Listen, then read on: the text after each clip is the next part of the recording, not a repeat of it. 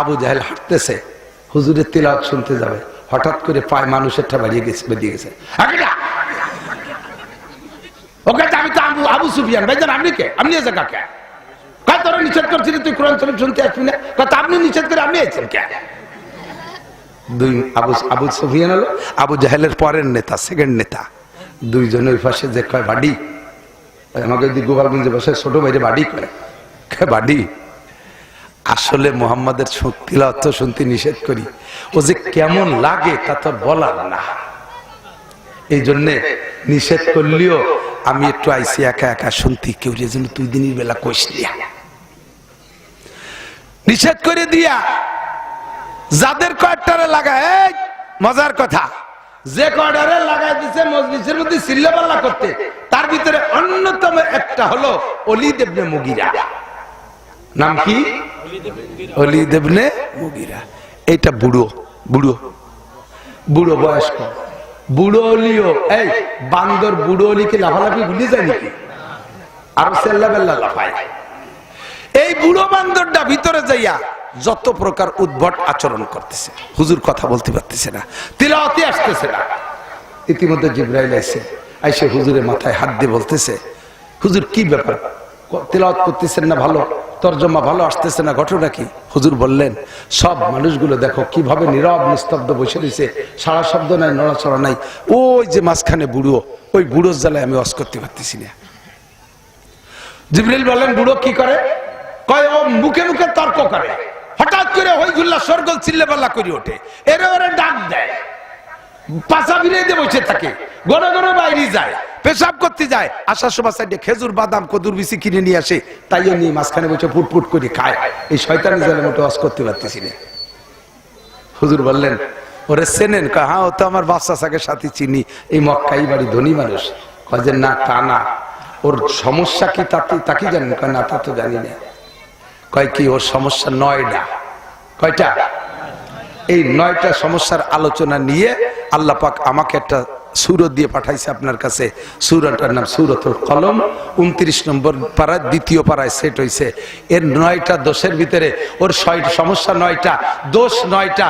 9টা দোষের ভিতরে 1 নম্বর দোষ হলো উতুল্লিম বাদা যালিকা জানিম। ও হলো হারামজাদা, যারও সন্তান জাইরুল বাচ্চা। আমাদের হায়াত শেষ হয়ে যাবে, কলম কালি শেষ হয়ে যাবে, আল্লাহ পাকের কুদরত, তার বড়ত্ব, তার নিয়ামত রাজি গণনা করে শেষ করা যাবে না। এটা ওয়াজের মাঠ, একটা ভ্রাম্যমান মাদ্রাসা। আপনারা এর ভিতরে অধিকাংশ মানুষই জীবনে মাদ্রাসায় যান নাই, যেতেও পারবেন না, সময় নেই। সময় থাকলেও পরিবেশ নাই, পরিবেশ থাকলেও ইচ্ছা নাই, ইচ্ছা থাকলেও সুযোগ নেই। তবে দিন সকলের শিখতে হবে। একটু সাক্ষী দেন, দিন সকলের। কিভাবে, কোথায় শিখবেন?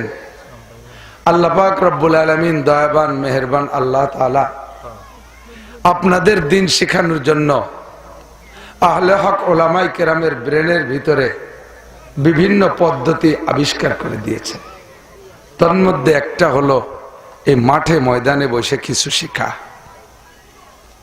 পূর্ণ ইসলাম এখানে বসে শেখার জায়গা না, সম্ভাবনা। দিন শেখার জন্য একটা উদ্বুদ্ধ করার ফিল্ড এইটা। ভ্রাম্যমান মাদ্রাসা বলা যায়, মোবাইল মাদ্রাসা বলা যায়। তো মাদ্রাসা সহ শিক্ষাঙ্গন বিদ্যালয় যত আছে, স্কুল কলেজ ইউনিভার্সিটি, সব জায়গার শিক্ষা পদ্ধতিও যা, এখানেও ধরে নেন তা। তো স্কুল কলেজে কমপক্ষে যারা পড়েছেন, ক্লাস টাইমে স্যার পড়ায়, আপনারা তো ফাঁকে ফাঁকে বাদাম খাইছেন। এখন তো খাওয়া খাই চলে বাদাম। তো ক্লাসের ভিতরে বসে বাদাম খাওয়া চলে না, চানাচুর খাওয়া চলে না, পান খাওয়া চলে না, মোবাইল চালানো চলে না। তো সেই ক্লাসে না চললে এই ক্লাসে চলবে কে? আখের ক্ষেতের ভিতরে বাদাম লাগালি বাদাম হয়, যদি লাগানো ভুল ক্রমে মনের শখে, তো বাদামের পরিচর্যার জন্য বারবার আখের ক্ষেতের মধ্যে গেলে বাদাম তো হবেই না, আখও ক্ষতিগ্রস্ত হবে। ও তো বাদামের ক্ষেত, ও আখের ক্ষেতে যদি বাদাম লাগালি ভালো না হয়, ওয়াজের ক্ষেতেও বাদাম লাগালি ভালো হবে না। বাদামের চাষ বন্ধ করতে হবে। দুনিয়ার অন্য যে কোনো মজলিসের চাইতে এই মজলিসটা একটু ব্যতিক্রম। জি, কত ব্যতিক্রম! মমতাজ, মনির খান, আলমগীর, এই বড় বড় আলেম যারা আছে, ওনারা যে গানের অনুষ্ঠান করে, ওনাদের গানের প্যান্ডেলটা কি ফেরেশতারা বেষ্টন করে রাখে? শুনছেন? ওর উপরে কি সাকিনা নাজিল হয়? সকিনে মানে আমাকে গ্রামে মাঝে মাঝে দুই একটা মহিলার নাম সকিনে থাকে, সেই সকিনে না, ও জায়গায় সকিনে নাজিল হয়, সাকিনা নাজিল হয় না। কথা কন? তো এটাকে গাশিয়াতুমুর রহমা, রহমতের ফেরেশতারা এই প্যান্ডেলটাকে বেষ্টন করে দাঁড়িয়ে আছে। একজনের কাঁধের উপরে আর একজনে পা দিয়ে দিয়ে একেবারে আসমান পর্যন্ত এই প্যান্ডেলটাকে স্টেডিয়াম বানায় ফেলছে ফেরেশতারা। ফেরেশতাদের এই বেষ্টনীর মাঝখানে নাজালাত আলাইহিমুস সাকিনা, একটা ভিন্ন প্রশান্তি এর উপরে নাজিল হতে থাকে।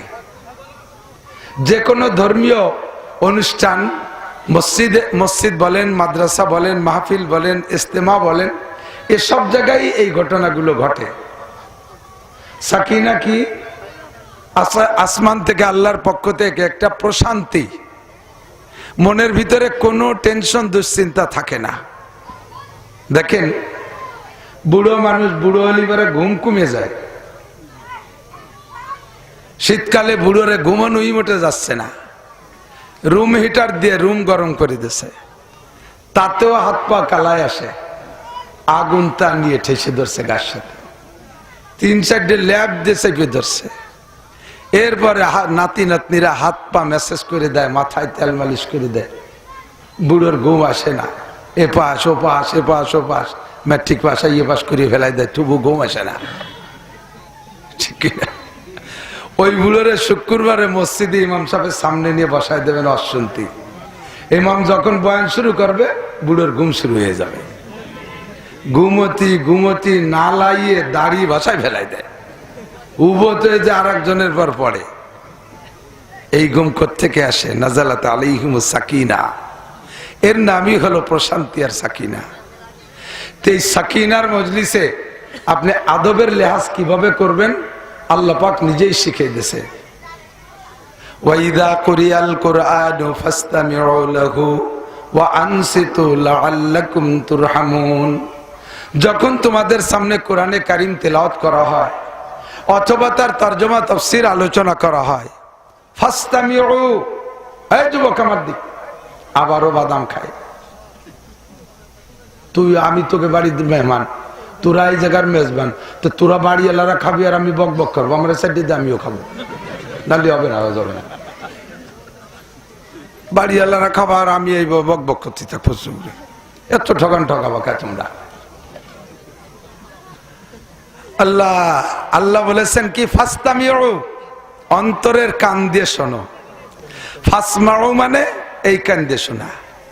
আর ফাসতামিউ উলামায়ে কেরাম জানে, কাসরাতুল মাবানি তাদুল্লু আলা কাসরাতিল মাআনি।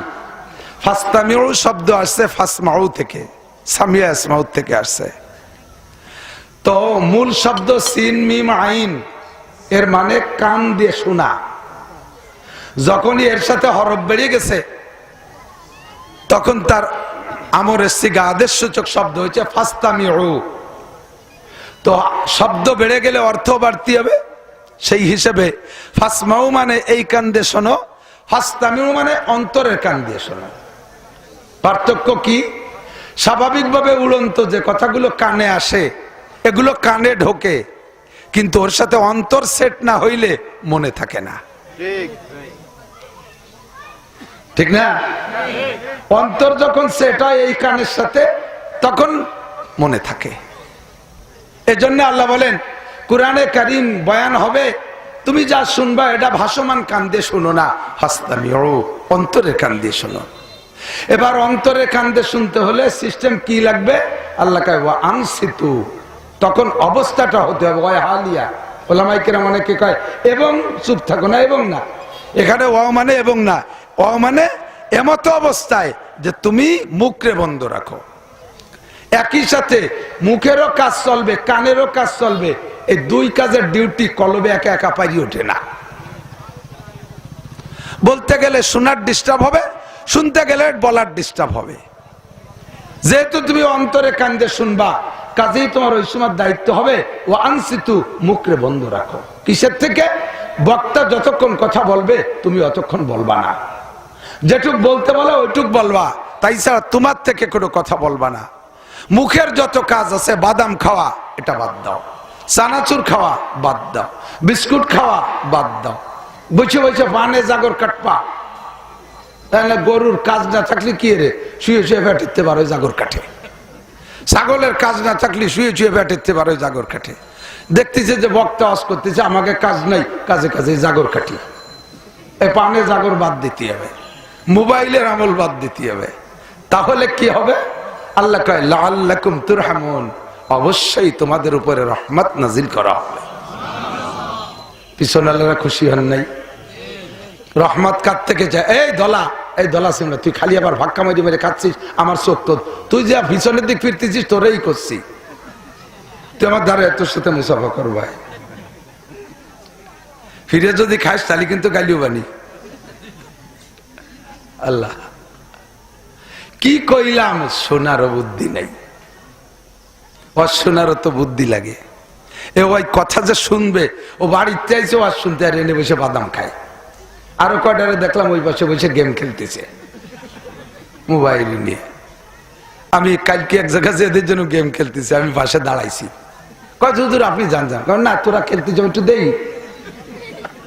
শেষে বন্ধু আসছে, এ মাগুরা গেছি এক জায়গাও আছে, স্টেজে এই পাশে মনে হয় 80 বছরের এক বুড়ো সভাপতি, এ পাশে 75 বছরের এক বুড়ো সেক্রেটারি, ওই মাহফিলি সেক্রেটারি, এর বাসাই চেয়ারম্যান রানিং, ওই বুড়োর ওই পাশে পুরন চেয়ারম্যান এক্স। এই 4 জন তো এলাকার সিনিয়র না। আমার ওয়াজের ঘরটা খানিক হইলে দেখি যে ওই বুড়োর একজন ইশারা দিয়ে 100 গ্রাম বাদাম আনাইছে, আইনে 4 জনে ভাগ করে খাচ্ছে আমার বাসায়। আগুন হইয়া আমি কইলাম আমি আপনাকে মেহমান, আপনারা বাড়ি এলা, আমার ধারে বসে বাদাম খাবেন আর ওই গিরান আমার আসবে, আমার পরানে চাই না, আমার সাইডে দেন সবাই খাই। কলি আমার এক ফুট দেশে, আমি বললাম আপনারা বসেন, আমরা এই 5 জন বাদাম খাই নেই। এরপরে এই 5-4 বসছে যে কি কইছি, এত দামলা দামলা এ তো টের পাইনি। আল্লাহ হেফাজত করুক। সব জায়গার মানুষের বুদ্ধি একরকম না। আপনারা রাজবাড়ি না? রাজবাড়ি, রাজবাড়ি মানে কি ফকির বাড়ি? রাজবাড়ি মানে কি? রাজার বাড়ি। তা আপনাদের সবকিছু হতে হবে রাজার মতো, যেন ফকিরে ভাব না দেখি, আমার যেন খেপানো না লাগে। আমার ভাইরাল হওয়ার বয়স নেই, সুর আগা গোড়াই নেই, তার মধ্যে গতকালকে বগুড়া থেকে আসতে সারা পথ কুয়াশা, ড্রাইভারকে একটু হেল্পারি করা লাগছে, একাই ছিলাম গাড়িতে, জানলা খুলিয়ে ওরে রাস্তা সহযোগিতা করতে যাই, কুয়াশা নাকে ঢুকে গলা বসে গেছে, ভীষণ কষ্ট হচ্ছে। গলা বসে গেলে শ্বাস ছোট হয়ে যায়, কথা বলতে কষ্ট হয়। আপনাদের বুঝতে অসুবিধা হচ্ছে না তো? আমি অত্যন্ত মহব্বত করি আপনাদের এই এলাকার মানুষকে, বিশেষ করে আমার বৃহত্তর ফরিদপুরের 5 জেলার সব জনগণকে মনে হয় যেন আমার বাড়ির মানুষ। রাজবাড়ী, ফরিদপুর, শরীয়তপুর, মাদারীপুর, গোপালগঞ্জ আমি একটু পার্থক্য মনে করি না। আমার এই 5 জেলার মানুষ, আমরা বৃহত্তর ফরিদপুরের অংশ। বাহিরে গেলে এখনো ফরিদপুরি বলে পরিচয় দেওয়া লাগে। কাজেই আমরা ফরিদি, আমরা শুকর আদায় করি। আমাদের ফরিদপুরে আল্লাহ পাক সব কিছু দেশে কোনো তা কম রাখে নাই। পীর, তাও এত পীর আর কোনো দেশে নাই। কোন কোন গ্রামে 1-1 পীরই 2.5 জন করে মুরিদ ভাগে পাইছে, এত পীর। ওই পাশে গেছি ফরিদপুরের ওই পাশে, হাফেজ রবিউল কয় হুজুর আমাদের এত কপাল ভালো, আমাকে এই গ্রামে যা পীর আর যা জনগণ, তো এক একজন পীরই 2.5 জন করে মুরিদ ভাগে পাইছে। আমি বললাম এই পীররা কেমন, চল দি একজন দিয়ে আসি। কয় না, দেয়া যায় না, পীরাইটা উক্কা খায়, নামাজ পড়ে না, পীরে কামেল। আমাদের ফরিদপুরে আছে উড়াকান্দি, গোপালগঞ্জের ভিতরে কাশিয়ানী থানা। সারা বাংলাদেশের হিন্দুদের সবচাইতে বিশ্ব ইজতেমা ওই জায়গায় হয়। গত বছরের আগের বছর নরেন্দ্র মোদী এসে জুমো পড়িয়ে গেছে, এনে শুক্রবারে আইছিল, এই জন্য মনে হচ্ছে জুমো পড়তে আইছে। এ আমাকে গোপালগঞ্জ ভালো দে মন্দ দে, আমাদের ফরিদপুরে হাজী শরিয়াতুল্লাহ রহমাতুল্লাহ আলাইহি, বলেন না আলহামদুলিল্লাহ, পীর মোহসেন উদ্দিন দুদু মিয়া, ওনারই বংশধর। এখনো বাহাদুরপুর অনেক সহি মানুষ আছে। আমাদের ফরিদপুরে মুজাহিদে আজম আল্লামা শামসুল হক ফরিদপুরি। ধর্মীয় দিক দিয়ে আমরা এদিক দিয়ে অনেক অগ্রসর। এর ওসিলায় আমার গোপালগঞ্জে 5 থানায় 30টা দাওরায়ে হাদিস মাদ্রাসা, মহিলা পুরুষ দিয়ে। এ উপলক্ষে আমাদের ফরিদপুর, রাজবাড়ী, শরীয়তপুর, মাদারীপুর সব জেলায় যথেষ্ট মাদ্রাসা। আবার দুনিয়ার দিক দিয়েও এতদিন আল্লাহ ভালোই রাখছিল। এই বর্তমানে মাস 2-3 কলে একটু বেকায়দায় পড়িয়ে গেছি। গতকালকে গেছি মাগুর, বগুড়া কন্দি। আমি গোপালগঞ্জে মানুষ, বগুড়া যাওয়া উচিত হয়েছে কালকে। যাইয়ে দেখি আমার নামের নিচে গোপালগঞ্জ লেখছিল, তা ফুরুট দিয়ে মুছে দিয়েছে। নাম রয়েছে গোপালগঞ্জ, শব্দ মোটে সহ্য হচ্ছে না। বাড়ি বেকায়দায় আছি আমরা গোপালগঞ্জে, হুজুররা খুব বেকায়দায় আছি। স্থানীয় যত মানুষ সব আওয়ামী লীগ। আমার প্রতিবেশী নির্ভেজাল নিজলি পাইকারি আমলিগ, আমাকে এলাকায় বিলেও আমলিগ করে। ও মেমারে ডাকলি শোনা যায়, নৌকো নৌকো এরকম শোনা যায়। বিলের ডাকের মধ্যেও নৌকো শব্দ বের হয়ে আছে, কুত্তো ডাকলেও তার নৌকো নৌকো শোনা যায়। এখন চতুর্পাশে সব আমলিগ। কেউ বিশ্বাস করে না যে বাংলাদেশের সব হুজুররা তো এখন আমলিগ বিরোধী। আমাকে গোপালিয়ে হুজুররা যে তাতে ব্যতিক্রম তা মনে করে না, মনে করে যে সব হুজুর সেই দলের। এই বলে আমাকে মাদ্রাসা চাল ডাইল খুদ কুড়ো সব বন্ধ করে দিয়েছে। সবার বাস কাটতে গেছে, আসো বাস দেওয়ানি আহিয়ালা বাস। আগে যেত তেল তেলে বাস, এবার বলে আহিয়ালা বাস দেবে। কন্দি কি উপায় বল। এদিকে গোপালগঞ্জের বাইরে আসলি সবাই মনে করে যে গোপালগঞ্জের হুজুররা কি আর আমলিগ ছাড়া আর কিছু। গোপালগঞ্জে কোন নবী রসুল আসলে আমলিগ, এই বলে সে বাইরে গেলিও সে ওই যে নামের থেকে গোপাল মুছিয়ে দিয়েছে ফুলুর দিয়ে। এদিক তাকান, আমরা যে যেখানে থাকি মাতৃভূমির টান সকলের অন্তরে থাকতেই হবে। মাটির টান থাকবে, এইটা আপনারা কেড়ে নেওয়ার চেষ্টা করবেন না। আমরা উলামায়ে কেরামদেরকে আপনারা কোনো দলে ফেলাইয়েন না, আমাদেরকে উন্মুক্ত রাখেন। ডাক্তারের ক্লাসে রাখেন, আমাদের ডাক্তারের চেয়ারে রাখেন। ডাক্তারের কাছে চিকিৎসা সব রকম থাকে। দরস্তি নরমি, শেখ সাদি রহমতুল্লাহ বলে গুলিস্তা, দরস্তি নরমি বাহামদার বেয়াস চুফাসত কে জাররাহ ওয়া মারহাম নিয়াস। ডাক্তারে 2 রকম চিকিৎসা করে, অপারেশনও করে আবার মলমও দেয়। ডাক্তারের কাছে আপন রোগীও আসে, পর রোগীও আসে। একই রোগে 2টা রোগী, একটা ডাক্তারের বাপ আর একটা আসছে 50 মাইল দূরের থেকে।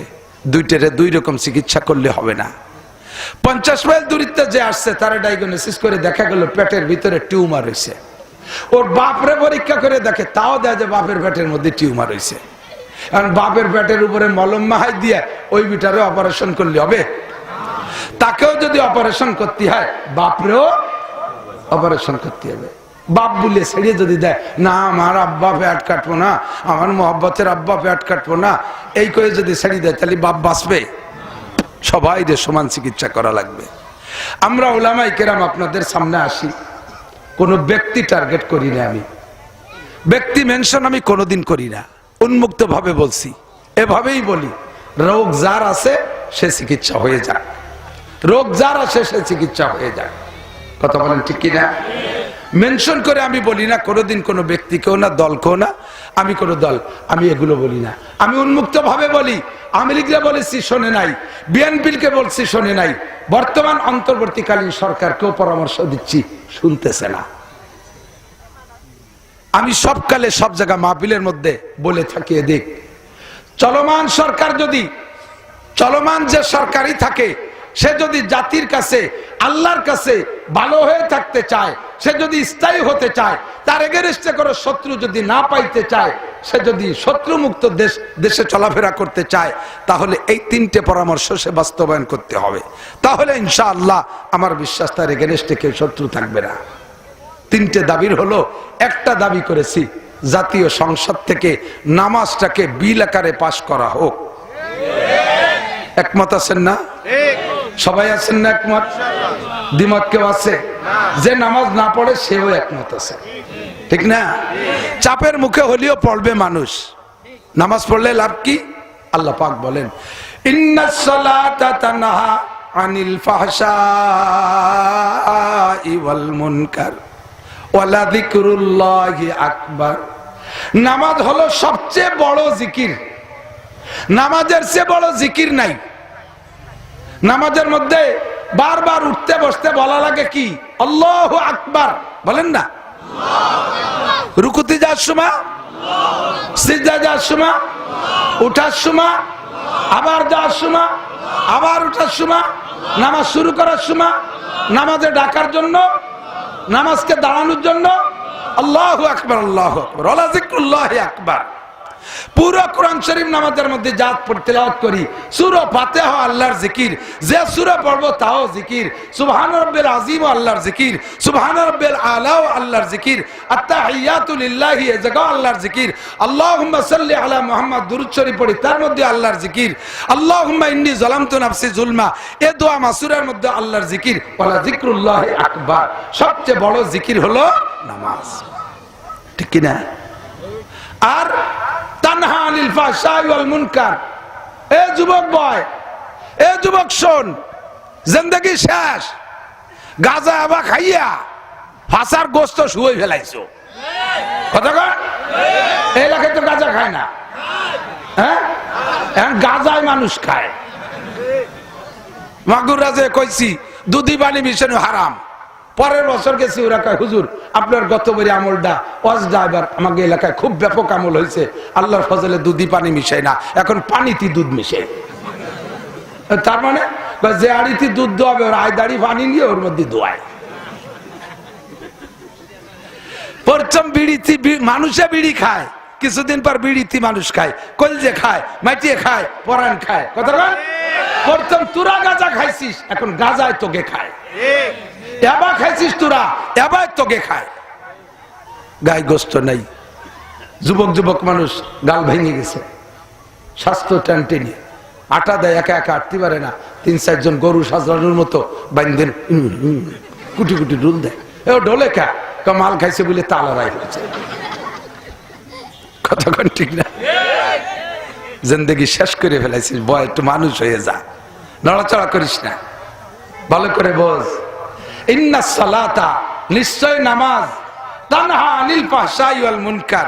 নামাজকে যদি নামাজের মতো পড়েন, নামাজকে যদি নামাজের মতো পড়েন, তাহলে অবশ্যই নামাজে আপনাকে বিড়ির থেকে, তাড়ির থেকে, গাজার থেকে, এবার থেকে, সুদের থেকে, ঘুষের থেকে, আইঠালার থেকে, মিথ্যে সাক্ষীর থেকে, মিথ্যে মামলা থেকে, মাপে কম দেওয়ার থেকে, মাপে বেশি আনার থেকে, মালে ভেজালের থেকে, দুধে পানি মিশানোর থেকে, ফরজ তরকের থেকে, ওয়াজিব তরকের থেকে, সুন্নাত তরকের থেকে, দাড়ি কাটা থেকে, বেপরদা থেকে, জুলুম অত্যাচার থেকে, অকথ্য ভাষায় গালাগালি করার থেকে, যত অন্যায় আছে সমস্ত অন্যায়তে আপনাকে ফিরাবেই ফিরাবে।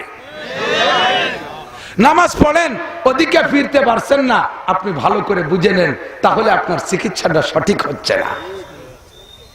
যেই নামাজে তোমারে বিড়ির আগুনের থেকে ফিরাইতে পারে না, যেই নামাজে তোমারে বিড়ির আগুনের থেকে বাঁচাইতে পারে না, আল্লাহর কসম ওই নামাজে তোমারে জাহান্নামের আগুন থেকে বাঁচাইতে পারবে না। যেই নামাজে তোমারে সুদের থেকে ফিরাইতে পারে না, যেই নামাজে তোমারে ঘুষের থেকে ফিরাইতে পারে না, যেই নামাজে তোমারে দাড়ি কাটার থেকে বিরত রাখতে পারে না, আল্লাহর কসম ওই নামাজে তোমারে জাহান্নামের আগুন থেকে বাঁচাইতে পারবে না। যেই নামাজে তোমারে আইলঠালা থেকে ফিরাইতে পারে না, যেই নামাজে তোমারে সব অশ্লীল থেকে ফিরাইতে পারে না, ওই নামাজে তোমারে জাহান্নামের আগুন থেকে ফিরাইতে পারবে না। অথচ আল্লাহ কয় নামাজে তোমার আকাম থেকে ফিরাবে। তাহলে বন্ধু কেমন নামাজ পড়তে হবে? নবী পাক বলে সল্লু কামা রাআইতুমুনি উসাল্লি, আমারে যেমন নামাজ পড়তে দেখো ওই রকম নামাজ পড়ো। হুজুর আপনারে তো দেখি নাই, তা আপনি তো 1400 বছর আগে চলে গেছেন, আর আপনার নামাজ দেয় নামাজ শিখবো, তা আপনি তার একবার একটু আসেন আমাকে একটু রাজবাড়ি আইছে একদিন নামাজ দেখাইতে আবার মরি যান, তাকে আসবে নাকি?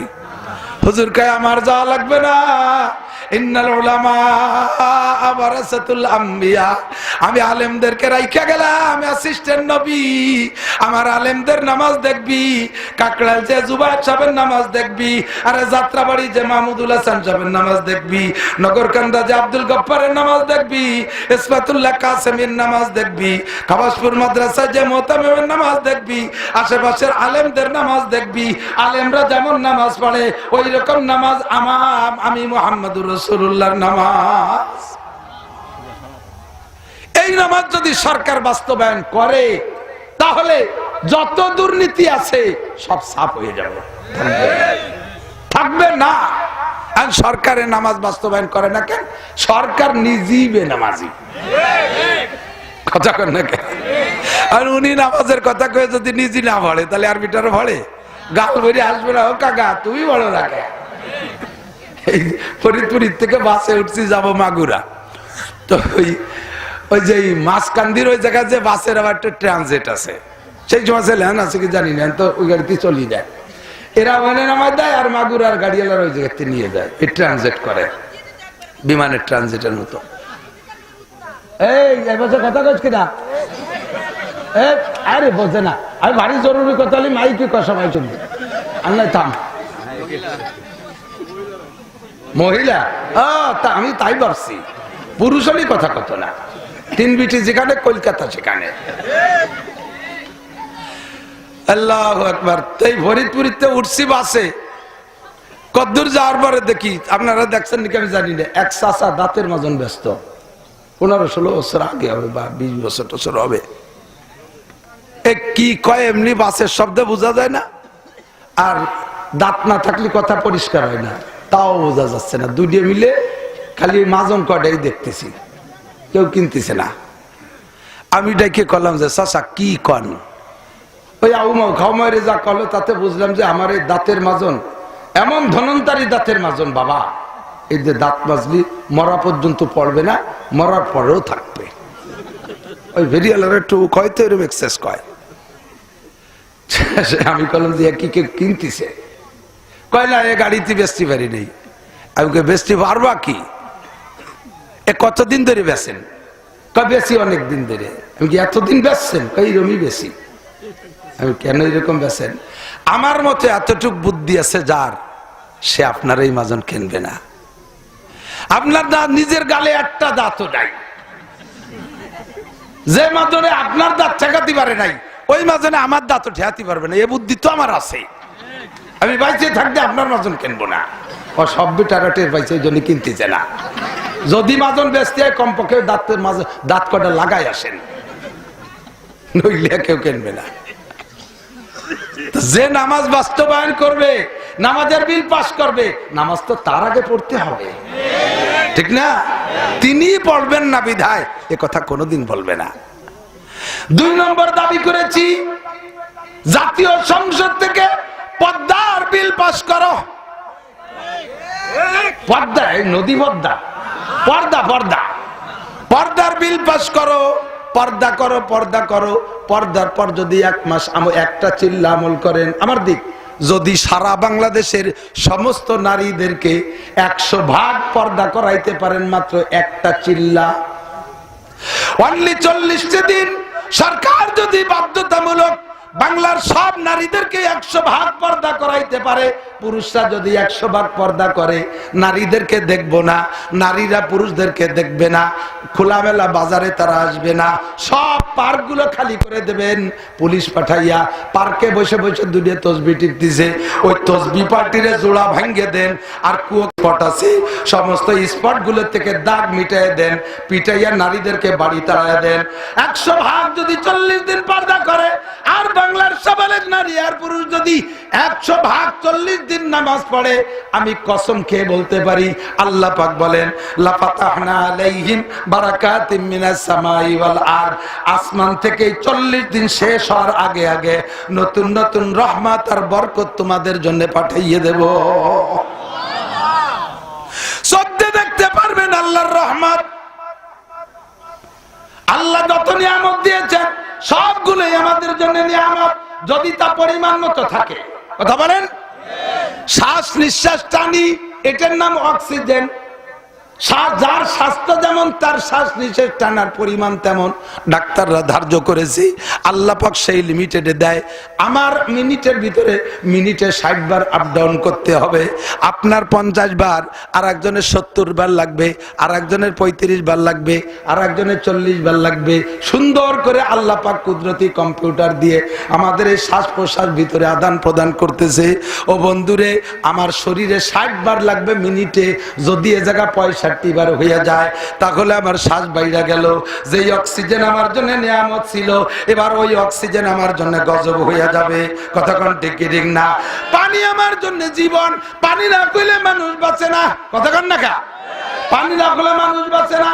এবার এই পানি যদি 20 হাত উঁচু হইয়া এসে সাগরের থেকে গোটা বাংলাদেশে ডুবই দেয়, এই পানি এবার জীবন না মরণ? খরা রোদ আমার লাগে, রোদ ছাড়া কোনো ফসল হয় না। এটা যদি একটানা 3 বছর পর্যন্ত রোদ হয়, বৃষ্টি যদি মাঝে একদিনও না হয়, তাহলে এই রোদ আমার জন্য গজব। কথা কোন ঠিক ঠিক না? বৃষ্টি আমার নিয়ামত, যদি বছর ভরে অতি থাকে, একদিনও যদি খরা না হয়, এই বৃষ্টি আমার জন্য গজব হবে। আল্লাহ পাক বলেন সব কিছু লিমিটেড মতো দেব, তুমি বান্দা লিমিটেড হয়ে যাও, তুমি বান্দা লিমিটেড হয়ে যাও, তুমি নিয়মের মধ্যে আসো, আমি তোমার জন্য সব রহমত পাঠিয়ে দেব। 3টি দাবি করেছি সরকারের কাছে। 1 নম্বরে সংসদ থেকে নামাজ, 2 নম্বরে পর্দা, 3 নম্বরে জাকাতের বিল পাস করা হোক, আর বড় লোকদের থেকে জাকাত গুলো যথারীতিতে আদায় কইরা আমানতদার দিনদার ভালো মানুষ যাদের কাছে দিলে মারিয়ে ধরে খায় না, এইরকম ভালো মানুষের মাধ্যমে বন্টন করতে হবে। আমরা ভোট দিয়ে দিয়ে যাদেরকে ভালো মানুষ বুইলা একেবারে স্লোগান দিছি, বোতল বাইর তুলনা জগতে মেলে না, মিছিল দিছি না? বোতল বাই যেখানে, আমরা আছি সেখানে। বোতল বাইর চরিত্র ফুলের মতো পবিত্র। বোতল বাই কি বলে? বোতল বাইর চরিত্র ফুলের মতো পবিত্র। নামাজ পড়ে না 1 ওয়াক্ত, বোতল খায় 5 ওয়াক্ত। বোতল খায়, বোতল বোতল কি 7 আপ খায়? আরে দুধু মাল খায়। যার কারণে দেখি বোতল বাই জেলখানায়। কোথায়? আরে কথা কেনা, বোতল বাই কোন জায়গায়? বোতল বাই জেলখানায়, আমরা সবাই পায়খানায়। কিলো যারে ভোট দিচ্ছি সুখ শান্তি পাওয়ার জন্য, সেই বড় বিপদে। কতক্ষণ টন মারলো, মন মারলো, রাস্তা মারলো, ব্রিজ মারলো, খাল মারলো, ফ্যাসিলিটি বিল্ডিং মারলো, বাজারের পায়খানা মারি খেয়ে বেলাই দিল। এত কিছু খাওয়ার পরে তাদের চরিত্র বলে ফুলির মতো পবিত্র। জাকাতের টাকা তাদের কাছে ভাগ করতে দিলি জীবনও গরিব মানুষ পাবে না। কতক্ষণ পাবে? আমরা যারা হজে যাই, হাজি সাহেব কেউ আছেন নাকি এর মধ্যে? হাজি হজ করা মানুষ আছেন না? কুরবানি করছিলেন না হজে? আপনার কুরবানির গোশত তো নিয়ে আসছিলেন, কুরবানি নিয়ে আসছিলেন নাকি? আপনিও আনেন না, আমরাও আনি না, কেউ আনি না। আমি অনেকবার গেছি আলহামদুলিল্লাহ। তাই কুরবানি করে আসি আমরা। হজের পরে কুরবানি না করলে হালাল হয় না। হালাল হয় না মানে মানুষ হারাম হয়ে গেছে তা না, এহরামের থেকে স্বাভাবিক হতে পারে না। তো কুরবানি করে হেরাম থেকে স্বাভাবিক হয়। লক্ষ লক্ষ কোটি খানিক কুরবানি আমরা ওই জায়গা করে থুয়েছি, কেউ খাই নেই। এগুলো সব সাগরে ফেলাই দিয়েছে তা না। চামড়া ছুইয়া গোসল টোসল করাইয়া কিছুদিন ফ্রিজি রাখে পরে কাফন ভরাইয়া বিভিন্ন গরিব দেশে পাঠায়। তা বাংলাদেশে পাঠায় সবচেয়ে বেশি। দেখছেন না দুম্বা কাফন ভরাইনি? দুম্বা এই দুম্বা বাংলাদেশে আসে, আপনারা প্রত্যেকেই তো একটা খাইছেন, এবারও খান নাই, গতবার তো অবশ্যই খাইছেন, তার আগের বার তো মিসই করেন নাই। এ দুম্বা গেল কোন জায়গা? এই দুম্বা গেল কোন জায়গা? দুম্বারে গাদাতে খেয়ে ফেলাইছে, গাদায় দুম্বা খেয়ে ফেলাইছে। ঘরের ভিতরে বড় বড় কবর বানাইছে, কবর চেনেন? Deep fridge. এই কবর, বড় বড় কবর ঘরের ভিতরে ডিপ ফ্রিজ বানাইয়া যাদের মাধ্যমে বন্টন হবে তাদের কাছে দেশে সারা বছর ডিপ ফ্রিজের মধ্যে আটকায় রেখে বছর বাইরে হজের বরকইতে গোস্ত খায়। আইসে এতিম মিসকিন অসহায় কাঙ্গাল দক্ষিণী বিধবাগের জন্য আল্লাহ পাক সেইগুলো দেশে তাদের কাছে তোরা ভাগ কর, নিজেরা জন্মের খা খাইয়ে গরিবরে দেয় না। আল্লাহ কা বেশি খাওয়া গেছে, হিজরত করো, বাড়ি থাকতে পারবা না। কথা কন না কা? যেই করবা সেই তারা খাবা। একদল রে দিয়ে শিক্ষা দাও, একদল রে তাড়াইয়া শিক্ষা দাও। যেই অন্যায় করবা সেই টিকতে পারবা না, সেই এদেশ থেকে বিতাড়িত হবা। আর তাড়ানোর জন্য আমাদের লাগবে না, আল্লাহ পাক তার কুদরতি সিস্টেমে তাড়াই দেবে। গুরবামিরো সাগজিরো মুশরা দারওয়া কুনাত ইচনিয়ার কানে দৌলত মুলকে রাবি রাখো। এই আপনাদের এই যে আরিসার ঘাট তো আপনাকে বাড়ির দ্বারে ছিল, আগে জানেন কি পরিমাণ হোটেল ছিল না, খাবার হোটেল এখন কমিয়ে গেছে না? আমি তো দেখছি এত বড় বড় প্লেট ভরা পদ্মার ভাজা ইলিশ। মার যার পয়সা আছে সে কিনে খাইছে, যার না আছে সেই জায়গাটা নাক টাইন দিয়ে টুকিরা নলিয়ে নিয়ে গেছে। কুত্তায় জিব্বে ভরে বসে রয়েছে, বিড়ালটা করে গুল্লি দেয়, তার একখান দেয় না। ইন্দুরে আসে যা আসা যা করে, তারও কিছু দেয় না। তো হোটেল মালিক দিন বইরে কিনা বেচা করতে করতে তার তো জরুরত আছে, তার সাথী বাতি কেউ নেই, একা হোটেল দিছে। এখন যদি কয় আমি একটু বাথরুমে যাবো, এই সব কিছুর দায়িত্ব কারে দিয়ে যাই? কুত্তরে ডেকে কইছে তুই গোসের হাড়ি পাহারা দিস, বিড়াল রে কইছে তুই বাজা মাছ গুলো লক্ষ্য রাখিস, ইঁদুর রে কইছে চালির বস্তা খেয়াল রাখছে যে কেন বাংকার খুঁজছে আন্ডারগ্রাউন্ডে নিয়ে না যায়। উনি এই তিন মুরব্বীরে দায়িত্ব দিয়ে যদি ঘন্টা খানিক বাদ্যে ঘুরে ফিরে আসে তাহলে সবটা পাবে? কুত্তায় আড়ি ধরে নিয়ে গেছে, বিলাইতে খাইয়ে কাটাকুটি শুদ্ধ খাইয়ে ওই জায়গা পায়খানা করে দিয়ে গেছে। ইন্দুরে আন্ডারগ্রাউন্ডে বাংকার খুঁজছে হামা চালাকের মতো, তল দিয়ে একেবারে টানেল খুঁজছিয়া সব চালির বস্তা পিছন দিয়ে বের করে ফেলাইছে। সরকার দেয় সবকিছু, যাদের কাছে দেয় কেউ এরকম গোসের হাড়ি ধরে নিয়ে যায়, কেউ মাছের প্লেট ধরে খেয়ে ফেলে, কেউ চাউলির বস্তার তলে। করোনার মতো, করোনার সময় ত্রাণ দিচ্ছে না, এত বড় গজবের ত্রাণ তাই চুরি রেখাইছি। এর কপালে একটা সুমো দেওয়া দরকার না? ডিম আইছে, ডিম ভাগ করে দিতে আইছে, ডিম ভাগ করে দিয়ে আমি এক মেম্বারের খবর জানি, সে তার শ্বশুরের নামে বৃষ্টি এনেছে, সে শ্বশুর মারা গেছে করোনা 3 বছর আগে, দে কবরে ফাটাই দে। এদের মাধ্যমে বন্টন করলে জাতি পাবে না। জাকাত আদায় করে, ইনকাম ট্যাক্সে জাকাত শোধ হয় না, জাকাত আদায় করে দেন। 4 নম্বর দাবি, 4 নম্বর দাবি, এই 4 নম্বর দাবি, বিশ্ব নবী, আখেরি নবী, কিয়ামত পর্যন্ত নবী। জোরে বলেন কে? বিশ্ব নবী মুহাম্মদুর রাসূলুল্লাহ। জোরে বলেন মুহাম্মদুর রাসূল। আর কোন নবী লাগবে? আর কোন নবী আসবে? এই জায়গা আমাদের দেশে ফিতনা সৃষ্টি করতেছে ইসলামের নামে। ইসলামের, আরে তোদের ফিতনা তোরা কর, নিষেধ করি না। এদেশে হিন্দু থাকবে, তাদের ধর্ম আলাদা, তারা বলে আমরা সনাতন ধর্ম। এদেশে বুদ্ধ আছে পাহাড়ি অঞ্চলে, চট্টগ্রাম, সিলেট, তারা বলে আমরা বুদ্ধ ধর্ম। এদেশে খ্রিস্টান আছে, তারা বলে আমরা খ্রিস্টান ধর্ম। তাদের ক্রুশ আছে, তাদের দেখলে আমরা সরে যাই। কিন্তু তোরা মুসলমানের নামে পরিচয় দিয়ে গোলাম আহমদ কাদিয়ানিরে নবী দাবি করবি, আবার এদেশে মুসলমান বলবি, নাম বলে আহমদি মুসলিম জামাত, আহমদি মুসলিম জামাত। তোরা কাদিয়ানি জামাত বলে এই পরিচয় দিয়ে থাকতে পারিস, তোদের ঘর থাকবে, তোদের বাড়ি থাকবে, তোদের আইডি কার্ড থাকবে, তোদের জন্ম নিবন্ধন থাকবে, সবকিছুতে লেখা থাকবে তোরা কাদিয়ানি জামাত। তোরা মুসলিম লিখতে পারবি না। কথা বলেন ঠিক ঠিক না? থাকবি এদেশে থাকবি, তোদের কাফের পরিচয় দিয়ে থাকবি। চলমান সরকারের কাছে দাবি ওই 3টের সাথে 4 নম্বর দাবি হলো, বিগত কোনো সরকারের দিয়ে দাবি পূরণ করতে পারি নাই। এই সরকারের ভিতরে আমাদের একজন আলেমও আছে।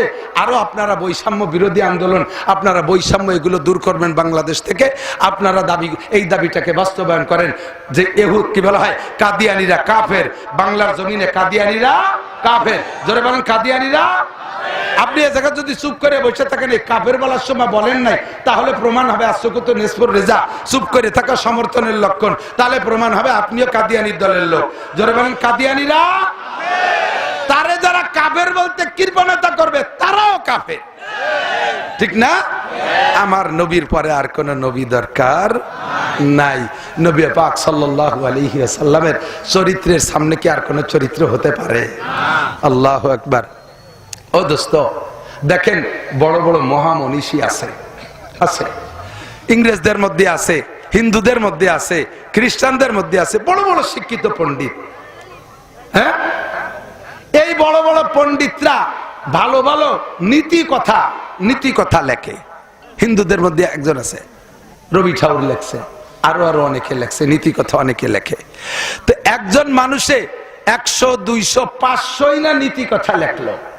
এই 500 নীতি কথায় একটা জাতির পূর্ণাঙ্গ মানবতা অর্জন করতে পারে না।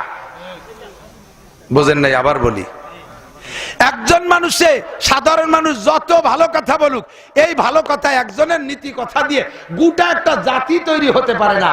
অদস্ত হয়তো 10টা ভালো কথা বলছে গ্রহণযোগ্য, যেমন আমার সদস্য হুজুর বলছেন, তুমি দুনিয়ার সবকিছু পেয়েছো কিন্তু আল্লাহকে পাও নাই, তবে তুমি কিছুই পাও নাই। কথা কন, কথাটা ভালো কথা না? এইরকম 100 কথাই না কইছে হুজুর, না 200 কথাই বলছে, নয় 500 কথাই বলছে, এদের একটা জাতি পূর্ণাঙ্গ হতে পারে না। কিন্তু একটাই মাত্র মানুষ, যেই মানুষটার নীতি কথা গোটা মানব জাতি, হিন্দু, বৌদ্ধ, খ্রিস্টান, মুসলমান, হাস্তিক, নাস্তিক, মুরতাদ, বেঈমান, কাফের, মুশরিক যত আছে সমস্ত মানুষ যদি ওই মানুষটার নীতি কথাগুলো মেনে চলে, তাহলে এই জগৎ, ওই জগৎ, সর্বজগতে পূর্ণাঙ্গ মানুষ হিসেবে, আদর্শমান মানুষ হিসেবে পরিচয় দিতে পারবে। তেনার নাম কি? মুহাম্মদুর রাসূলুল্লাহ। নাম কি? মুহাম্মদুর রাসূলুল্লাহ। আমার নবী কি পাগল? আল্লাহ কথা কয় না।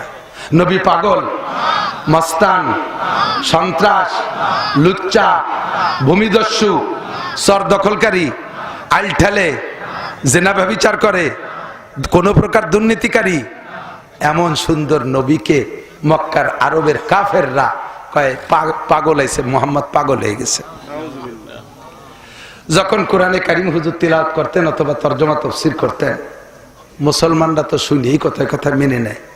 কাফেররা পাইতে যদি সুদূর, ওরা তো তরজমা বোঝে, কোরআন শরীফ তো আরবি, তো এই জন্য কাফেররা আরবি ভাষী হিসেবে তরজমা বোঝে। হুজুর যখন তেলাওয়াত করতেন, কাফেররা পাশে দাঁড়ায় দাঁড়ায় শুনতো। এমন একটা মজা, যে মজা দুনিয়ার কোনো গান, কোনো কবিতার ভিতরে এই মজা তারা পাই নাই। এই জন্য নীরবে কান লাগায় শুনতো। যেই শুনছে সেই তার হালাত পাল্টে গেছে, মুসলমান হয়ে গেছে। যখন এইভাবে তিলাওয়াত শুনে শুনে মুসলমানও বেড়ে যাচ্ছে, তখন আবু জাহেল, তার সংসদ ভবনের নাম হলো দারুন নাদওয়া, একেবারে কাবাগরের কাছে।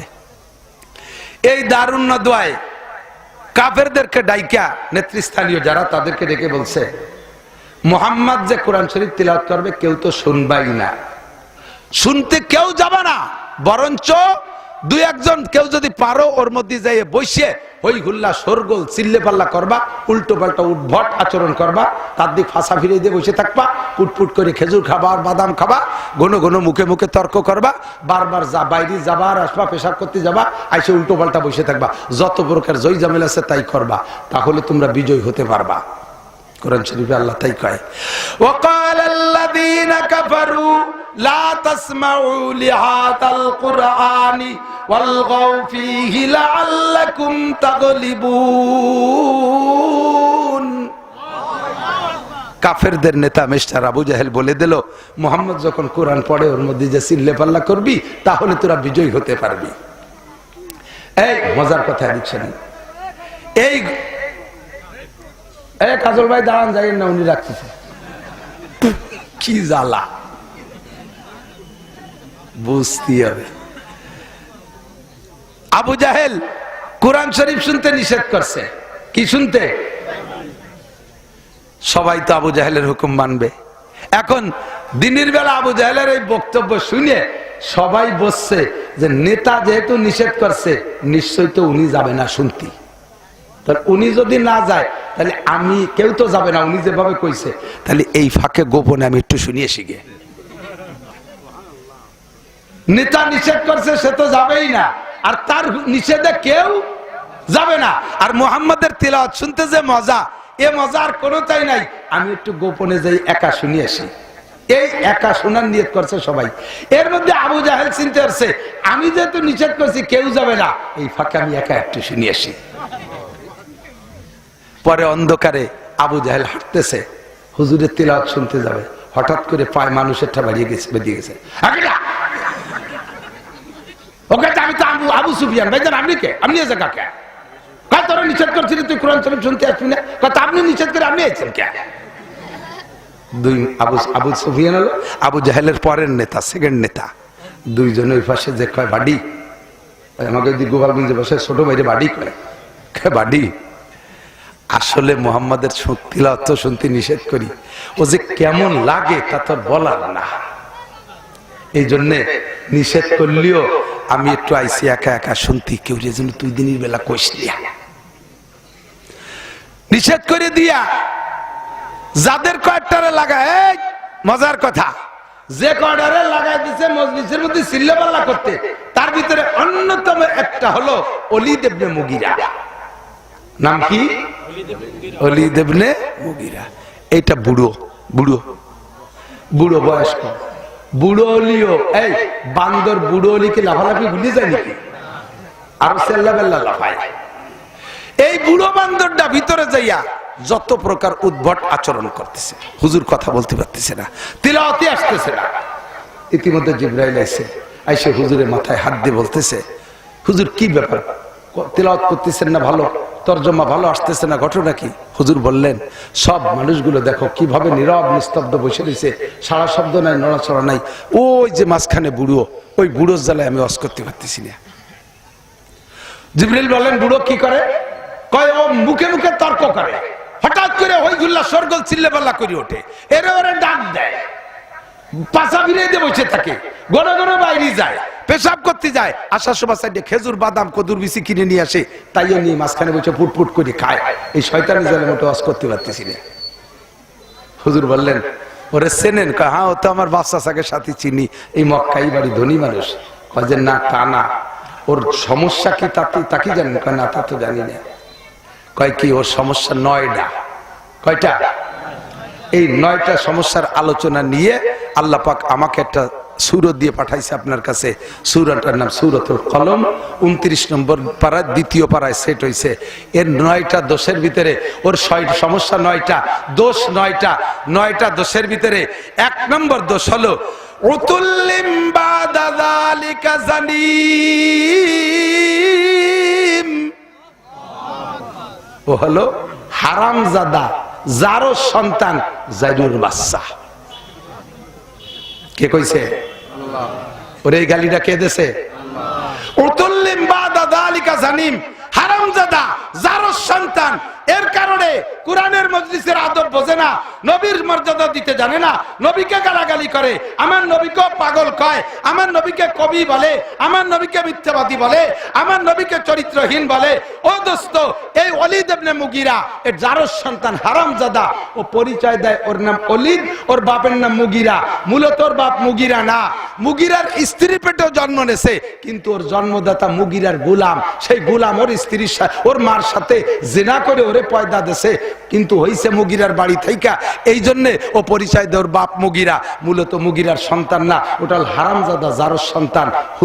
হুজুরকে জিবরাইল বললেন, এই ওলীদ ইবনে মুগীরার মতো কিয়ামত পর্যন্ত লক্ষ লক্ষ মানুষ মুসলমানের ঘরে জন্ম নেবে, মুসলমানের ঘরে জন্ম নেবে, কিন্তু তার জন্মের মধ্যে কোনো না কোনো দোষ থাকার কারণে সে আলেমদেরকে গালি দেবে, মাদ্রাসা দেখতে পারবে না, মসজিদে দেখতে পারবে না, কোরআনের শাসন মানতে চাইবে না, কোরআনী সংবিধান পছন্দ করবে না, কোরআনওয়ালাকে সহ্য করতে পারবে না, তবলিগ দেখতে পারবে না, দাড়িওয়ালাকে মানবে না, আলেম উলামারে গালি দেবে, আল্লাহর রাসূলকে গালি দেবে।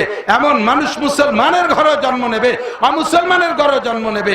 এই মানুষগুলোকে চিনার পরিচয়, এরা যে জারস সন্তান, এরা যে হারামজাদা, এদের জন্মের মধ্যে দোষ আছে, এটা চিনার জন্য এই একটাই আলামত যে এরা আলেম উলামা মসজিদ মাদ্রাসাকে সহ্য করতে পারবে না। এই ওলীদ ইবনে মুগীরা একটা না, এর মতই থাকবে। আল্লাহু আকবার।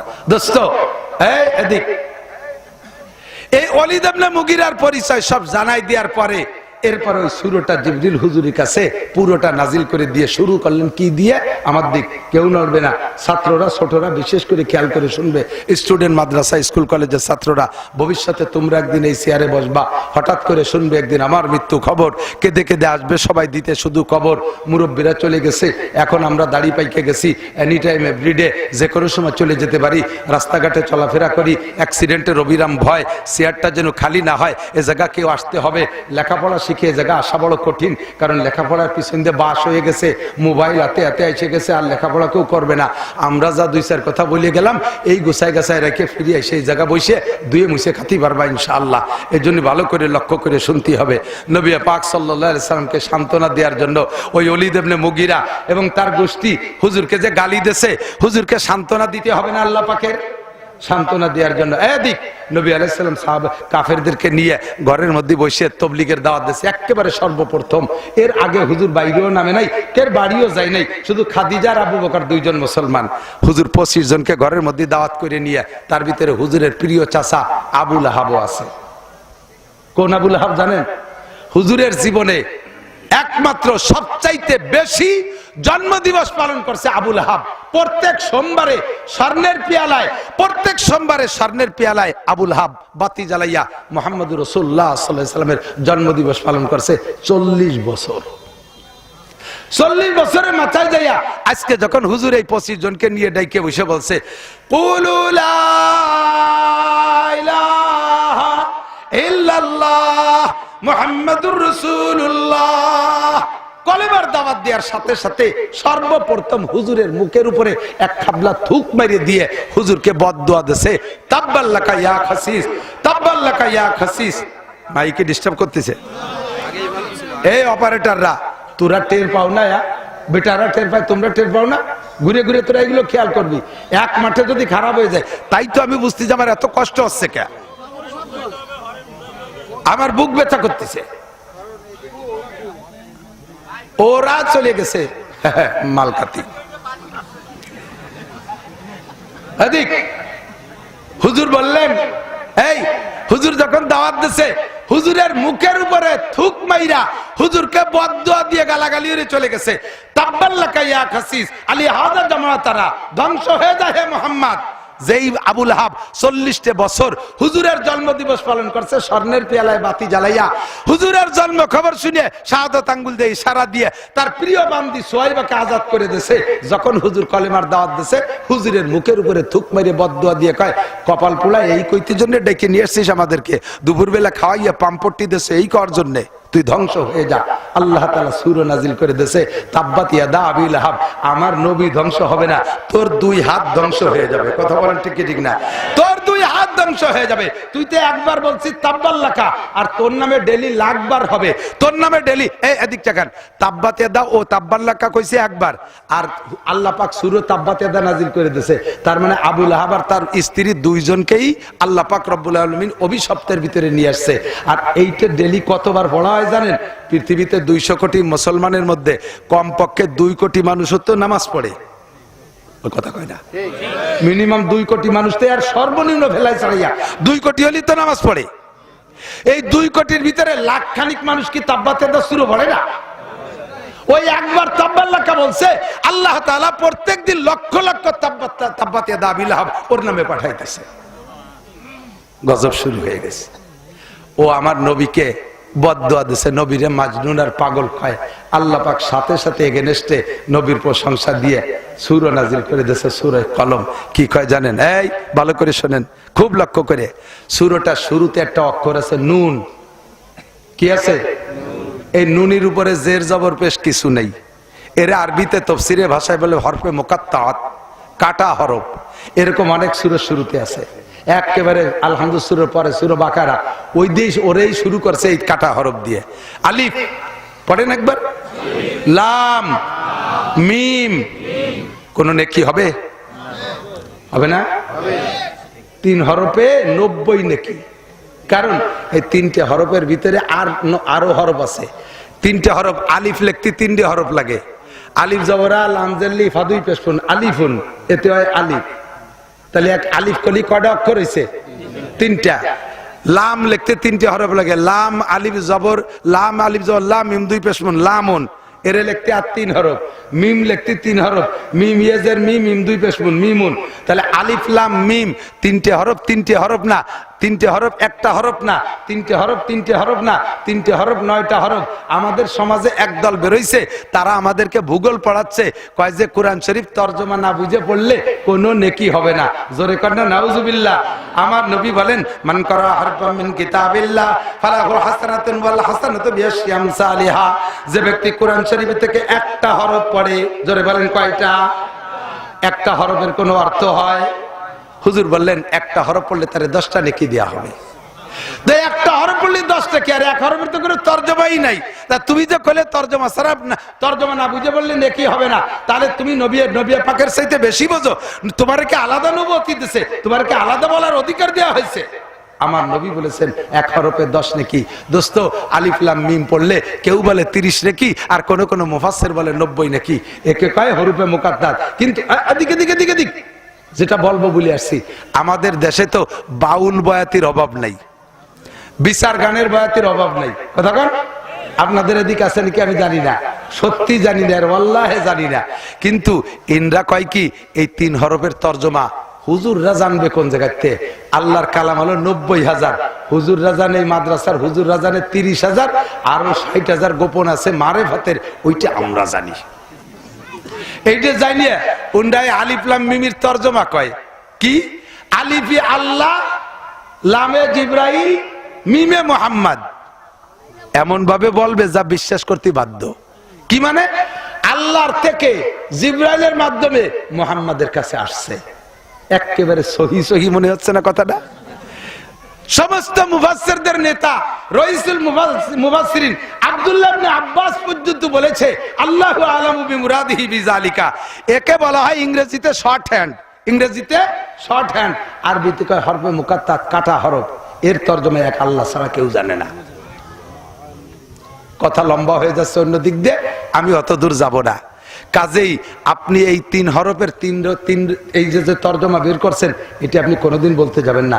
আপনি যেটা বলতেছেন ওটা বাধ্য অন্য কিছু তো হতে পারে, ওটা বাধ্য অন্য কিছু হতে পারে। কথা কন?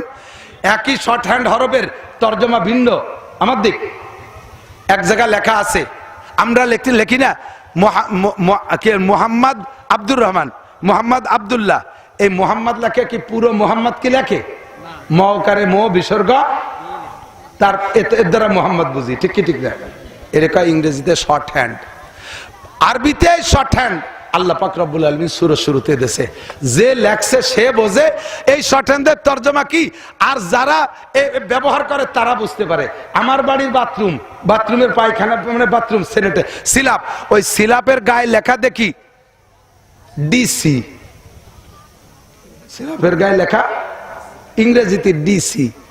আমি কই যে আল্লাহ, আমার বাড়ি তো ডিসি সাহেবও বেড়াতে আছে, এসপি সাহেবও আসে, আইসে যদি এই পায়খানায় বসে আর দেখা যায় আমি ডিসি বইরে পায়খানা করি, এমনি তো হুজুরকে দালাই বেলাই যাচ্ছে, তাই তো আমার নামে মামলা হবে না। তাহলে ডিসির কি তরজমা? তা আমি পরে ওই সেই যে দোকানের থেকে এটা কিনে আনছি, ওকে যে কলাম এই আমার পায়খানার সিলাপের গায়ে ডিসি লেখা কে, এ ডিসির মানে কি? আর এই আমাকে যে গোপালগঞ্জের যে ডিসি উনার মানে কি? কয় যে এই ডিসির মানে হলো ডিস্ট্রিক্ট কমিশনার, আর আপনার যে ডিসি না পায়খানায় লেখা, ও ডিসি মানে হলো Dhaka ceramic, DT Dhaka, city ceramic. এই ডিসি কোর্টে গেলি, ডিসি কোর্টে গেলে ডিসি মানে ডিস্ট্রিক্ট কমিশনার, আর এটা পায়খানার মধ্যে আসলে ডিসি মানে ঢাকা সিরামিক। থানার সামনে লেখা দেখি হ্যাঁ করে হা বিসর্গা আব্দুল মালিক, তার মানে কি হাফেজ আব্দুল মালিক, হাবিলদার আব্দুল মালিক, ঠিক না? হেফজখানার গেটে লেখা দেখি হ্যাঁ করে হা বিসর্গা আব্দুল মালিক, এ জায়গা কি হাবিলদার আব্দুল মালিক নাকি? হাসপাতালের গেটে লেখি দয়া করে ডা বিসর্গা আব্দুল মালিক, ও জায়গা কি হবে? ডাকাত আব্দুল মালিক, ডাক্তার আব্দুল মালিক। এরশাদ শিকদার বাড়ির সামনে যদি লেখা থাকে দয়া করে ডা বিসর্গা এরশাদ শিকদার, সে জায়গা কি ডাক্তার ইরশাদ শিকদার, ডাকাত ইরশাদ শিকদার। একই দয়া করে ডা বিসর্গা, এক জায়গায় ডাকাত আর এক জায়গায় ডাক্তার। একই হাকের হাবিসরগা, এক জায়গায় হাফেজ আর এক জায়গায় হাবিলদার, একই ডিসি এক জায়গায় ডিস্ট্রিক্ট কমিশনার আর এক জায়গায় ঢাকা সিরামিক। এই যে শর্ট হ্যান্ড, এ যারা লেখার যে পরিভাষায় ব্যবহার হয় তারাই জানে। আলিফ লাম মিম নুন হা মিম ইয়াসিন, এটা তোমার মতো জৈট বাউল রে এর তর্জমা করতে আল্লাহ নিষেধ করছে। ওর তর্জমা লিখনেওয়ালা আল্লাহই ভালো জানে। কথা বলেন ঠিক ঠিক না? নুন, আল্লাহ পাক বলেন নুন, এর তর্জমার দরকার নাই। ওয়াল কলামি ওমা ইয়াসতুরুন, আমি আল্লাহ তাআলা কোনো কথা খেয়াল করে না। আপনাদের এখন কষ্ট হয়ে যাচ্ছে, মোনাজাত করে দেব। জাগা মতো যাইয়েই চলে আসি, এদিকে আসেন। আসল অস্ত ওই নেই, ওয়াজ করা হলো গাই দোয়ানোর মতো। গাই দোয়াতে গেলে যাইয়েই বান্দরে টান দিলে দুধ পড়ে, বাছুর দিয়ে ভানাতে হয় না খানিক। কথা কর, ফানানু ছাড়া বান টানলে দুধ বেরোয় নাকি? বান ছিঁড়ে যাবে, দুধ বেরোবে না। তো ওয়াজেরও সিস্টেম, শুরু দিয়ে খানিক ফানাতি হয়, শেষে যাইয়ে দোয়াতি হয়। ফানানু হয়ে গেছে, দোয়ানোর সময় বালতি সরাই নিয়ে গেছে, দুধ বাড়ি যাবে। তাহলে এখন হলো ভানাচ্ছি, শেষে একটু দোয়াতি হবে। দোয়ানু মানে টাকা নেব তা না, ভয় নাই। কথার দুধ, কথার দুধ শেষে থাকে, আসল কথা জাগা মতো। আল্লাহ পাক কসম খেয়ে বলে, কিসের কসম? এই ভালো করে বুঝে নেবেন, ফাঁকে ফাঁকে সবকিছু খেয়াল রাখবেন। শিরিক মুক্ত। আমাদের দেশের মানুষ কসম খায় না? কসম খায়? ভালো মানুষ যারা রেগুলার সত্য কথা বলে, এই মানুষটা কসম কম খায়। সিটার, বাটপার, ধোঁকাবাজ, মিথ্যেবাদী এরা কসম বেশি খায়। কারণ ওকে কেউ বিশ্বাস করে না, লাস্টে যাই শেষে আসল প্রয়োজন মিটেতিও কেউ বিশ্বাস করে না। সেই সময় আসল প্রয়োজনে যদি করতে টাকা পয়সা নিতে হয়, কসম খায়। আল্লাহর কসম শুক্রবারে দিয়ে দেবো, নালি তোর মতো বাটপারলে তো কেউ দেয় না টাকা। সিটার, বাটপার, ধোঁকাবাজরা কসম বেশি খায়, মিথ্যাবাদীরা কসম বেশি খায়। আর আল্লাহ পাক রব্বুল আলামিন কুরআন শরীফের ভিতরে কসম বেশি খাইছে। আল্লাহ খুব কসম খায়। আল্লাহ কসম খায় কেন? আল্লাহ সিটার, বাটপার, ধোঁকাবাজ, মিথ্যাবাদী সেজন্য না, আমার মতো আপনার মতো ধোঁকাবাজের অন্তরে কথা ঢুকানোর জন্য কসম খায়। কুরআন শরীফে প্রচুর কসম। ওয়াশ-শামসি ওয়া দুহাহা, যত জায়গা আয়াতের শুরুতে ওয়াও আছে, এই ওয়াও মানে কসম।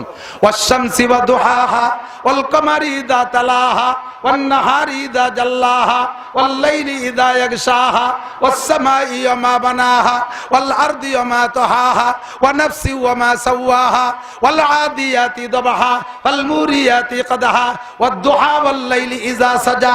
যত জায়গা আয়াতের শুরুতে ওয়া দেখতেছেন, এই ওয়া মানে কসম। আল্লাহ পাক কসম খাইছে আমার মতো আপনার মতো দুর্বল ইমানের ভিতরে কথাটা গুরুত্বের সাথে ঢুকানোর জন্য আল্লাহ এই জায়গা কসম খাইছে। আমরা কসম খাই কি জন্য?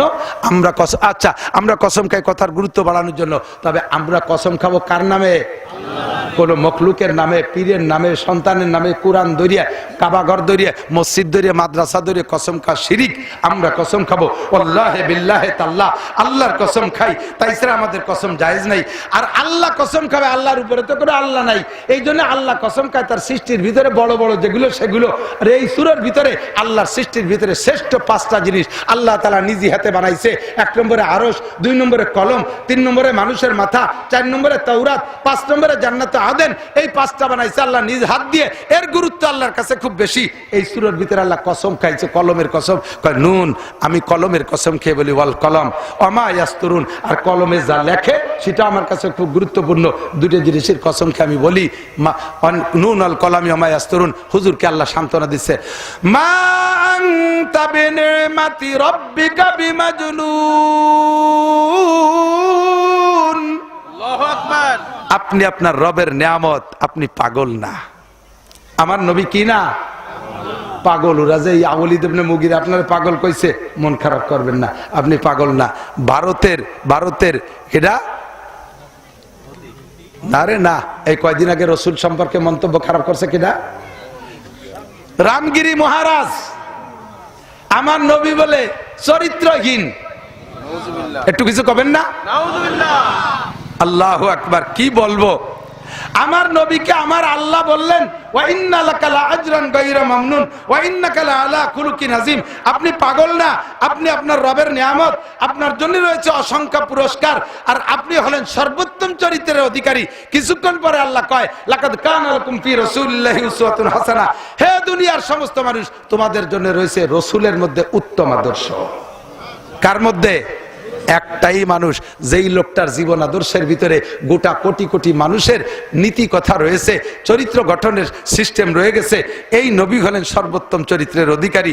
নবী পাককে সান্ত্বনা দিয়ে এরপরে কদ্দুর যে ওলীদ ইবনে মুগীরার চরিত্র বলে দিয়েছে যে তুমি চরিত্রহীন, তুমি হারামজাদা জারজ সন্তান। এবার নবী পাকের চরিত্র কি বলতে গেলে 30 পারা কোরআন শরীফ বলা লাগবে। আমি সংক্ষেপে 2-4টে বলি, আমার দিক সংক্ষেপে 2-4টে কথা বলে দোয়া করে দেব। 1 নম্বরে আমার নবীর সাক্ষাৎ পদ্ধতি দেখেন কত সুন্দর। আমার নবীর সাক্ষাৎ পদ্ধতি, আমরা মুসলমানের সাক্ষাৎ করলে কি দিয়ে সাক্ষাৎ করি বলেন তো? সালাম দিয়ে। কি দিয়ে বলেন? কি দিয়ে? ফোনেও যদি সাক্ষাৎ করব কি দিয়ে? আসসালামু আলাইকুম ওয়া রাহমাতুল্লাহ, আসসালামু আলাইকুম। কি সুন্দর একটা দোয়া, ঠিক কি না? উত্তরও দেবো কি দিয়ে? ওয়া আলাইকুম আসসালাম ওয়া রাহমাতুল্লাহি ওয়া বারাকাতুহু। আমরা এরপরে সাক্ষাতে মুসাফা করব। ওরা কয় হ্যান্ডশেক, আমরা 1 হাত দিয়ে করবো না, 2 হাত দিয়ে মুসাফা করব।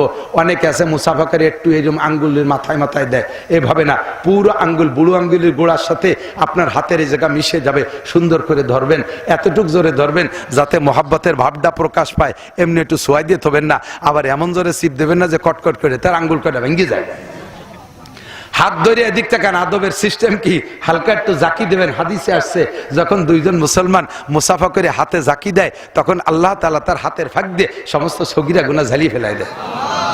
সালামটা দেবেন পরিষ্কার করে, একটু কন্না মস্ক করেন, আসসালামু আলাইকুম। মোবাইলের টেডি সালাম আর বিভিন্ন ডিপার্টমেন্টের টেডি সালাম জানেন কিরকম? আমি নিজে শুনি, পুলিশে আর বড় স্যারের কাছে সালাম দিয়েছে, পরে সুমকুম স্যার, সাইকুম স্যার, ছয়কম সার আছে কত? কত থেকে ছয়কম তা আল্লাহ জানে। সুমকুম ছয়কুম, এই টেডি সালাম দেবেন না, এর ভিতরে বদদোয়া করা হয়। আসসালামু আলাইকুম ওয়া রাহমাতুল্লাহি ওয়া বারাকাতুহু। মাইকে আজকে শেষ করে দিল, তোকে মাইকির ব্যবসা হলো আমাকে হাতে। যদি কই যে শেষ করে দিল, তোকে আর এই বাংলাদেশের কেউ নেবে না, এই রাজবাড়ি বাংলাদেশের কেউ নেবে না। আর যদি কই যে ভালো, তাহলে সবাই টেনে নেবে। শেষ হয়ে গেছে ইসকে, এমনি গলা বসে গেছে, তারপরে দুর্বল করে ফেলাইছে। এরপরে মুসাফার ভিতরে একটু হাত ঝাঁকি দেবেন, একটু হাত ঝাঁকি দেবেন, ঠিক আছে? স্ত্রীর সাথে মুসাফা করবেন, ছেলের সাথে মুসাফা করবেন, মেয়ের সাথে মুসাফা করবেন, মার সাথে মুসাফা করবেন, দাদি নারীর সাথে মুসাফা করবেন, বাবির সাথে মুসাফা করবেন, শালির সাথে মুসাফা করবেন, স্কুল কলেজের ছাত্রীদের সাথে মুসাফা করবেন। আস্তাগফিরুল্লাহ, ওখান থেকে ফিরে আসেন। এই জাকি দেবেন একটু হালকা ভাবে। আমার মতো ছোট দুর্বল হুজুর, বিশাল তাগড়া জুয়ান 7 ফুটি একজন আইছে, এই রাজবাড়ির মস্তান, হাত খান ধরে ছোট্ট একটা জাকি দিয়েছে, গুড়াইতে খুশি গেছে। কুলাকুলি আরবিতে কয় মুআনাকা, কি বলে? আমার নবীর আদর্শ বুকের সাথে জড়িয়ে ধরে, অনুকুন মানে গলা, বাবে মুফালায় যাইয়া মুশারাকাতের তরজমা, তার মানে মিলে মিলি, গলায় গলা মিলেলি হয় মুআনাকা। কিন্তু বুড়ি যদি এত বড় হয় গলা মেশবে, সে জায়গা পেটে পেটে 2 ঘষা দিয়ে মুবাতানা, পেটা ফেটিয়ে চুরি যায়। বুকের সাথে 2 ধাক্কা দিয়ে একবার হবে। কয়বার? মুআনাকা একবার। এদিক তাকান, এই মুআনাকা কয়বার? গলা একবার। যার যার ডাইন পাশ মনে রাখেন, যার যার। এটুক মনে না রাখলি, আমি তো ডাইন পাশের নিয়েতে গেছি, আর আপনি তো জীবন ভরে বামপন্থীরে পছন্দ করেন। আপনি আপনার, আমার বাম, আমি যেদিক ডাইন পাশে নিয়েছি, আপনার সেদিক বাম পাশ, আপনি সেদিক মুখ নিয়েছেন, 2 জনে মুখোমুখি হবে, তালি খোলাখুলি হবে না। যার যার ডাইন পাশ, যার যার ডাইন পাশ, ঠিক আছে না? সালাম ইসলাম ছাড়া অন্য যত জায়গা আছে হিন্দুরা কয় নমস্কার। নমস্কার শিরকি শব্দ। অনেক সময় মুসলমানরা হিন্দুদের সাথে সাক্ষাৎ পাকাতে সম্পর্ক ভালো থাকলে, দাদা নমস্কার, আপনি মুশরিক হয়ে গেছেন, আপনি মুশরিক হয়ে গেছেন। তাকে আপনি কি বলতে পারেন? তারে আপনি সালাম দেবেন, সালামের ভাষাটা হবে আসসালামু আলা মানিত্তাবাল হুদা। কি বলবেন? আসসালামু আলা মানিত্তাবাল হুদা। হিন্দুরা সালাম দেবেন এই বলে, আসসালামু আলা মানিত্তাবাল হুদা। ও যদি আপনারা সালাম দেয়, হিন্দু যদি পরিষ্কার করে, অনেক হিন্দু সালাম দেয়, আপনারা বলে আসসালামু আলাইকুম রাহমাতুল্লাহ, আপনি তখন কি বলবেন? ওয়া আলাইকা। কট্টুক ওয়া আলাইকা। আমার নবী সব আদর্শ শিক্ষা দিয়েছে, কোথাও বাকি নাই, সবকিছু নবী পাক শিক্ষা দিয়েছে। তো দোস্ত, আমার নবীর আদর্শের চাইতে ভালো আদর্শ জগতে হতে পারে? ঠিক কি ঠিক না? আমার নবীর এই আদর্শের প্রশিক্ষণ কেন্দ্রের নাম মসজিদ। কেন্দ্র কি? মসজিদে নবাবী হুজুরের সংসদ ভবন, মসজিদে নবাবী হুজুরের সচিবালয়, মসজিদে নবাবী হুজুরের হাইকোর্ট, মসজিদে নবাবী হুজুরের জেলখানা, মসজিদে নবাবী হুজুরের বিশ্ববিদ্যালয়, মসজিদে নবাবী হুজুরের মাদ্রাসা, মসজিদে নবাবী হুজুরের থানা, মসজিদে নবাবী হুজুরের জেলা অফিস, সব কিছু ওখান থেকে সার্কুলার হতেন। আজকে আমাদের সেই মসজিদগুলো বানায় নিছি অন্য কাজের জন্য। সাবধান থাকবো, সতর্ক থাকবো। মসজিদ হলো কার ঘর? একটু বলেন কার ঘর? আল্লাহর ঘর। আল্লাহ রসুল বলেন মাম্বানা মসজিদাল লিল্লাহ বানাল্লাহু লাহু বাইতান ফিল জান্নাহ, যে আমার ঘর মসজিদ, আল্লাহর ঘর মসজিদ নির্মাণ করে দেয়, আল্লাহ তাআলা তাকে জান্নাতের মধ্যে একটা ঘর বানাই দেয়। বলেন না সুবহানাল্লাহ। যারা মসজিদের টের পাইছেন যে ওয়াজের শেষ দিক চলে আসছে, এখন আর বসে থেকে লাভ নাই, এখন দোয়া হবে, সত্যি দোয়া হবে। দেশের জন্য যারা মহব্বত করেন তারা বসবেন, দোয়া হবে দেশের জন্য। কারণ দেশটা একটুও ভালো নাই, একটুও ভালো নাই। যারা যেমন খুশি আছেন তা আমি জানি না, কিন্তু দেশের অবস্থা একটুও ভালো নাই। দেশকে ভালো হওয়ার জন্য নির্বাচিত সরকার লাগবে, নির্বাচিত সরকার লাগবে।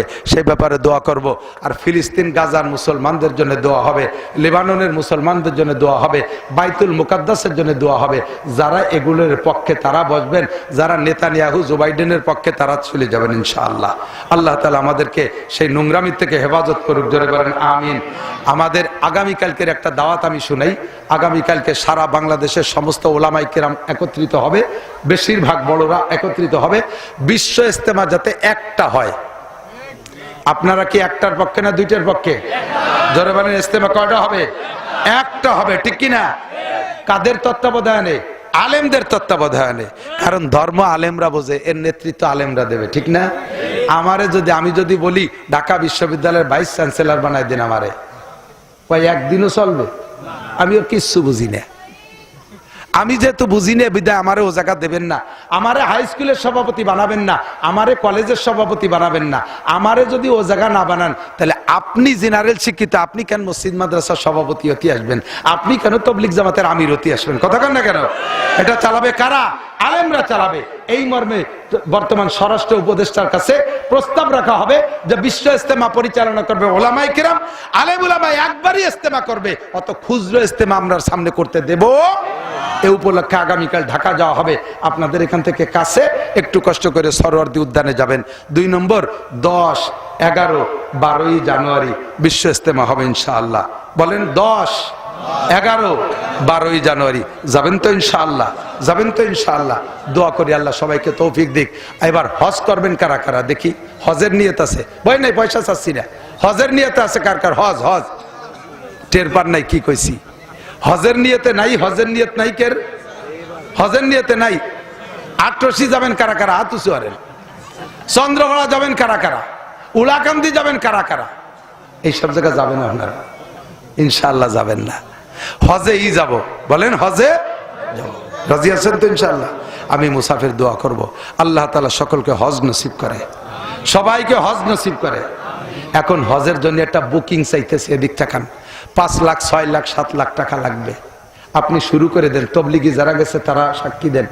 তবলিগির জন্য 1 চিল্লা 3 চিল্লার জন্য তশকিল করেন না? তশকিলের জন্য একটা উসুল করে, আছে না? 200 টাকা জমা দেন, 100 টাকা জমা দেন। কেন নেয় জানেন?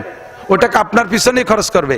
ওই টাকা নেয় এজন্য যে 100-200 যদি জমা দেয়, তাহলে বাকি তবলিগে যাওয়ার জন্য যা লাগে ওই 200 টাকার মহাব্বতে বাকি টাকা জোগাড় করতে জন্য আদা জল খেয়ে নামে।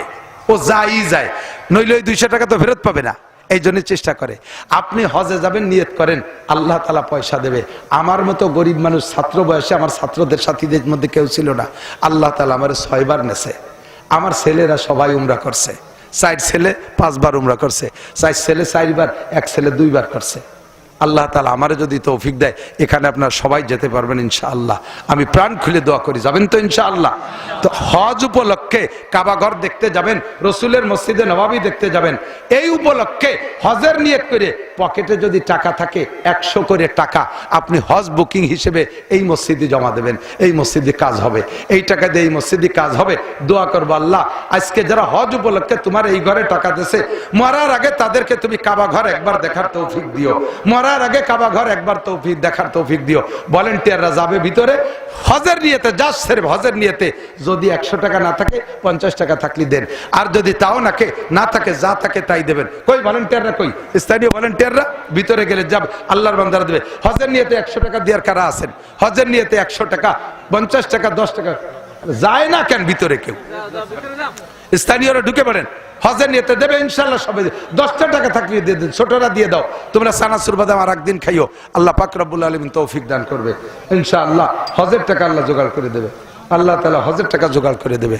আমরা দুরূদ শরীফ পড়িয়া দিতে থাকি। আল্লাহুম্মা সাল্লি